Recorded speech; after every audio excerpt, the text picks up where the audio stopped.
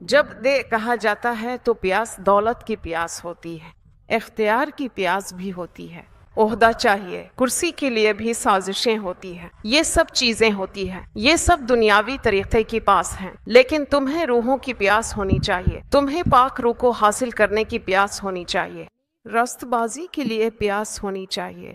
پہاڑ پر واز میں یسوع مسیح فرماتے ہیں، جو لوگ راست بازی کے لیے بھوکے اور پیاسے ہیں وہ مبارک ہیں، وہ سیراب کیے جائیں گے۔ اور تمہیں ہمیشہ راست بازی کی پیاس اور تڑپ رکھنی چاہیے۔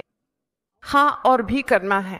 جو کچھ بھی کیا جائے وہ اس طرح نہیں کہ تسلی مل گئی ہو، بلکہ وہ پیاس یسوع مسیح کے دل میں تھی اور انہوں نے واضح کیا کہ میں پیاسا ہوں، یعنی وہ سب کے گناہوں کا کفارہ دینے کے لیے اپنی جان دینے آئے تھے۔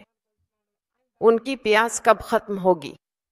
جب سب کو نجات مل جائے گی، جب ہر ایک روح کو مکمل آزادی اور سکون حاصل ہو جائے گا، تبھی وہ پیاس و روحانی تشنگی مکمل طور پر ختم ہوگی۔